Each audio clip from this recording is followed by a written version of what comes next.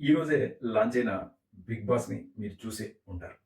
జనాలు ఒక 3, 4 గంటలు టైము ఎలా వేస్ట్ చేస్తారు అనే దానికి ఒక నిదర్శనం 'బిగ్ బాస్'.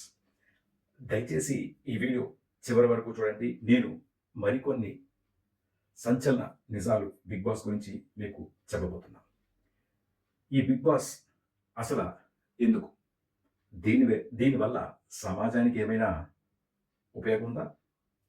అంటే ముమ్మాటికి నో. బిగ్ బాస్ వల్ల సమాజానికి ఎటువంటి ఉపయోగము లేదు.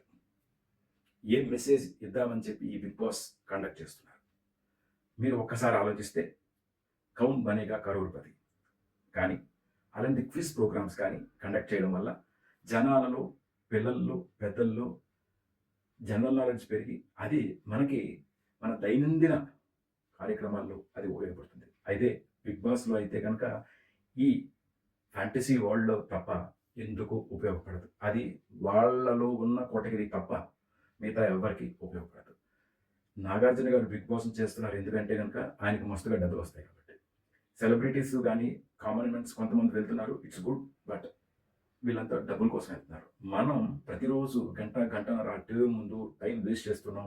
ఆ స్క్రీన్ ముందు కూర్చొని అదే గంటన్నర సనాతన ధర్మాన్ని గానీ, లేకపోతే మనం చదువుకుంటే గానీ, ఆ 1 ½ అవర్ చాలా వాల్యుబుల్, ప్రీషియస్. దానివల్ల మన రాతలు మారతాయి.